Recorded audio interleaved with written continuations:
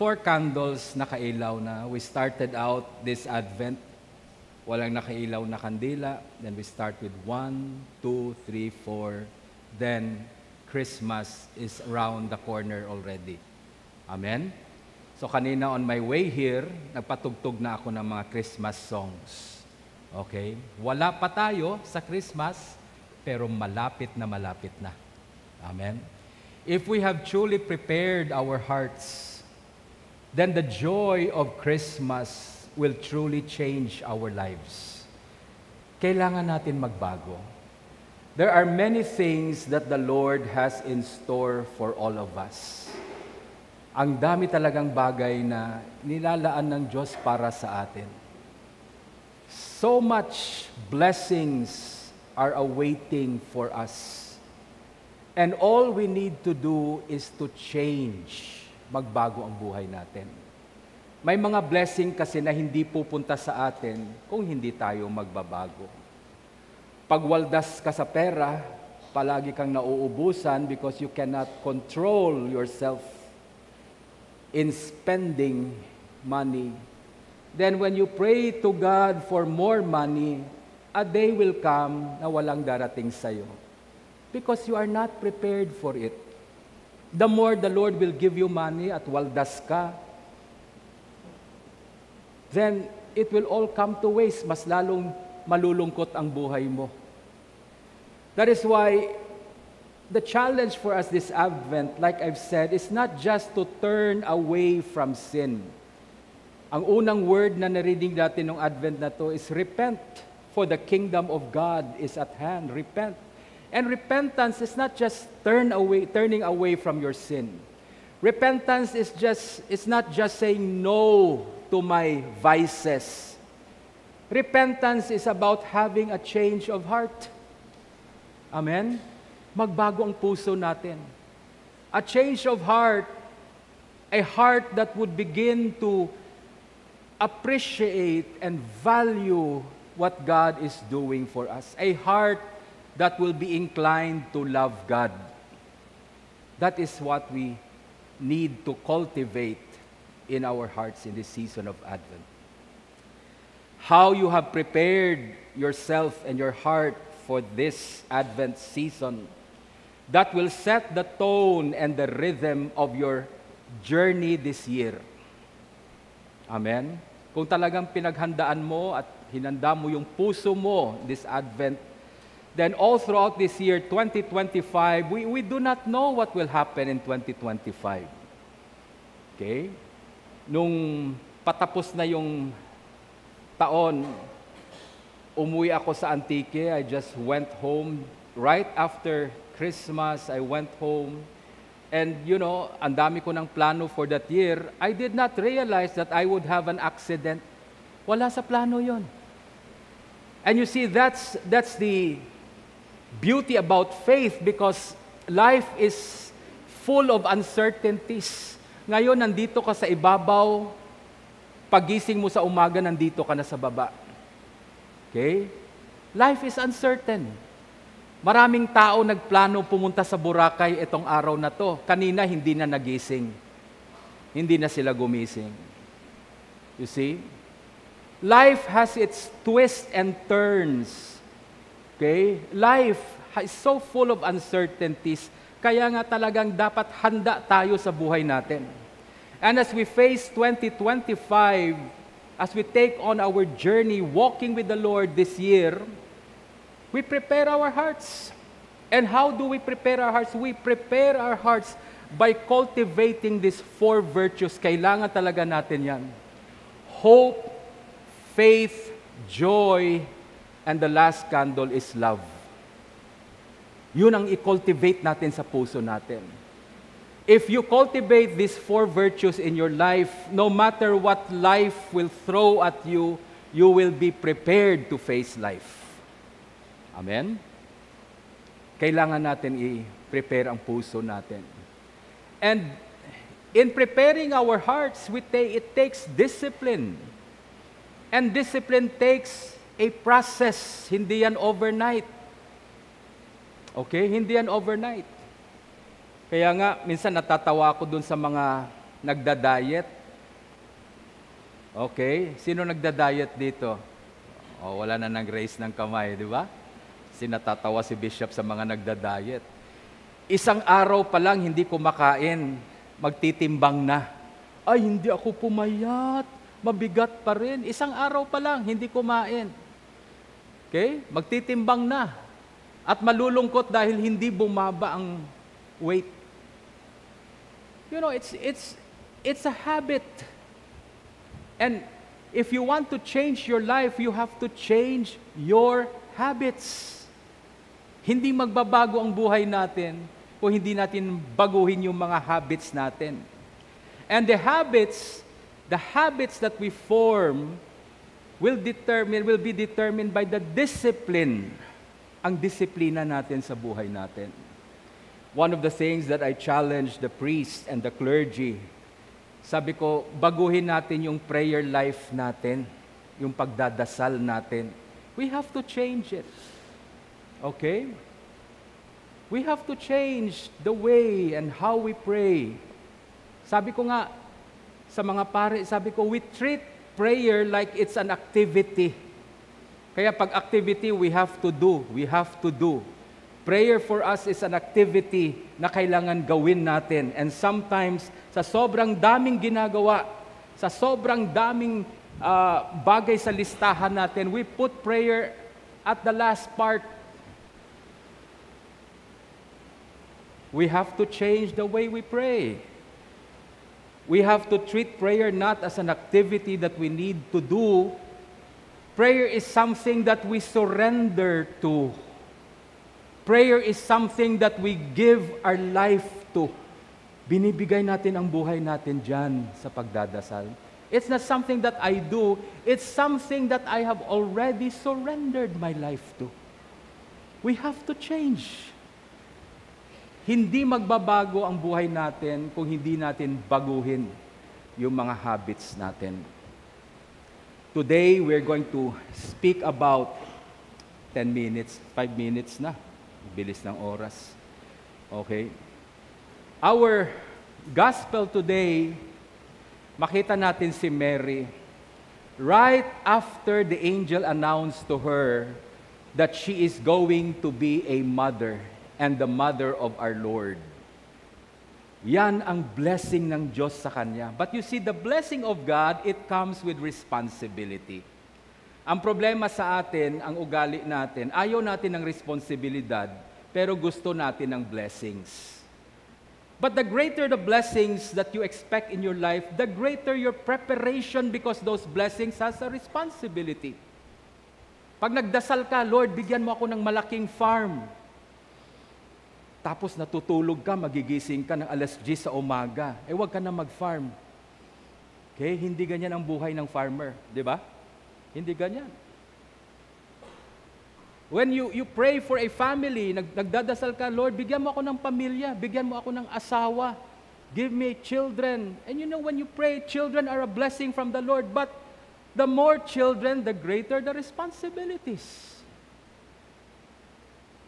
Amen? Yan ang ano dito. That's why Mary, right after the fiat, ano tong fiat na sinasabi? Fiat is Mary's response to the angel Gabriel when he said, you are going to have a child. The fiat of Mary is this: be it done according to your word. Be it done unto me according to your word. Mary's response to the blessing and the announcement of God's blessing in her life was to surrender herself to the will of God. Yan ang fiat. And after surrendering herself to the will of God, our gospel today picks up, and sabi dito, immediately Mary went out. Pagkatanggap niya ng blessing sa Diyos. When she surrendered herself to the will of God, she immediately went to Bethlehem. Ephrasa. Bakit? Kasi binalita din ng angel na yung pinsan niya, si Elizabeth, is already with child. Now, Elizabeth was already old and barren. Hindi talaga nagkaanak yan. Hindi lang sa edad, talagang may diferensya siya. Her womb is closed. But now the angel said to Mary, you know, your cousin is already pregnant. 6 months na yung cousin mo. And right after the announcement of the angel, Mary went out kaagad. You know how far Bethlehem is from their place? It's more than 80 kilometers. Linakad lang ni Mary yun. And it is a hill country. Bulubundukin yan. 80 kilometers, to give you an idea, from Kalibo, lampas ng Pututan, yan ang 80 kilometers. Linakad lang ni Mary yan. You know, was it easy? Was it convenient? No, it was not easy. It was not comfortable. Amen? But something propelled her to go. Ano yun? Well, we found out in our Old Testament reading when the prophet Micah was prophesying, he was talking about Bethlehem Ephrathah. Sabi niya, Bethlehem, you are not the biggest city. You are not a well-known city, but out from you, a king will come. A king that will rule, a king that will be so great, he will rule over Israel, and not only Israel, but the whole world. Why? What is the lesson we learned from the first reading? That God is able to use lowly things for great things. Minsan naiinis tayo na masyadong napaka-ordinaryo ng buhay ko. You know, sometimes we get so frustrated because, you know, wala akong achievement, I am not a successful person. But God is saying in our first reading, no. You may be the lowliest, you may be the most insignificant person, but God can bring out a great work in your life. Amen? And that's what God did to Mary. At nung ginawa ng Diyos yan kay Mary, nako, napa-inlove si Mary kay Lord. You know? Sometimes we don't reflect on what God has done for us. Hindi natin iniisip yung mga ginawa ng Diyos sa atin. We forget, that's why sometimes every day nagrereklamo tayo, ang daming problema, ang daming kakulangan sa buhay. Hindi man lang tayo nag-iisip at alalahanin natin yung mga bagay na ginawa ng Diyos sa atin. Muntik tayong mamatay ang iba sa atin dito. Pero nandito tayo ngayon, buhay. Okay? I had an accident, I almost died, but I'm here today, alive. When I remember those things, what God has done for me, then I begin to appreciate this God who does not do anything for us na may kapalit. Amen? Why would God choose someone that is lowly? Because He does not expect to get a return. He does something for people who could not repay Him. Why? Because that is God's love and generosity. The second reading teaches about how Christ in a conversation with God, sabi ng Diyos sa kanya, you know, I do not desire burnt offerings and everything, but to you I give you a body. I give you the gift of incarnation. You will be born on earth as a man. What is Christ's response to God? Okay? What is Christ's response? Christ's response to God is, let your will be done. He surrenders himself to the will of God. Amen? It is a blessing that Christ would come to us as a man, that He may be able to save us. But how did Christ respond? Do to me as you will. You know, He surrenders Himself to the will of God. In our gospel today, right after Mary surrendered herself to the will of God, He went to Elizabeth. What is she going to do there? She went there to help because she found out her cousin is already pregnant. Alam niyang matanda na si Elizabeth. Alam niya na, excuse me, Elizabeth used to be barren. So she went there in spite of the distance, kahit gaano kalayo, she went there. Ilang months nang buntis si Elizabeth nung dumating siya? Ha? 6 months na nung dumating si Mary doon sa bayan nila Elizabeth, 6 months pregnant na siya. And in our gospel, how many months did she stay there? How many months did she stay? Nung dumating siya, 6 months na si Elizabeth. Ang sabi sa gospel natin, he stayed there for 3 months. So anong ginawa ni Mary? 9 months. She went there to help Elizabeth sa panganganak niya. I don't know kung marunong siya magpaanak. I really don't know. But definitely, she stayed there until Elizabeth gave birth. You see, after surrendering your heart to the will of God, that surrender of your will to God, it will propel you to go out and serve others. Amen? Kaya, pag naririnig ko yung mga servants ng Panginoon nagrereklamo, may mga workers na nagrereklamong daming trabaho, palagi na lang ako, that person is having a problem of receiving God's love. Because when we know that God loves us, we naturally surrender to that love. Amen? Naturally, you give your heart to that person who loves you enough to die for you on the cross. Binibigay mo yung puso mo. You surrender your heart to the will of that person. And when you do that, automatically, you are propelled to serve others. You love God and you love your neighbor as yourself. Kaya nga kung hirap na hirap tayo at nagrereklamo tayo in serving other people, you check your heart, do I love God? Mahal ko ba ang Diyos? Kasi kung mahal mo ang Diyos, then you will surrender your heart to that God. And if you surrender your heart to God, service of your fellow men is natural. Walang nag-utos kay Mary, hindi na siya inutusan, tulungan mo yung pinsan mo doon. No, immediately. You see, that word, she hurriedly, sa New King James, hurriedly, nagmamadali siya. You know, in our life, ang dami nating iniisip, balang araw tutulungan ko si ganito, balang araw tutulungan ko yan, balang araw paglilingkuran ko yan, puro balang araw. Tinamaan ka na ng bala, hindi ka pa rin nakapagtulong. Okay? But look at Mary, right after, nagmamadali siya. Okay? Nagmamadali siya. She's not trying to delay things. You see, yan ang taong in love eh. You know? Pag in love yung isang tao, magkikita kayo ng love mo ng alas 9, alas 6 pa lang naligo ka na at nag-perfume ka na, ready ka na. Hindi ka nagdi-delay. It's the same thing with Mary. She did not delay. Right after she surrendered herself to the will of God, she went out to help Elizabeth. So what happened? The fiat of Mary, her surrender to the will of God, turned out to become the Magnificat of Mary.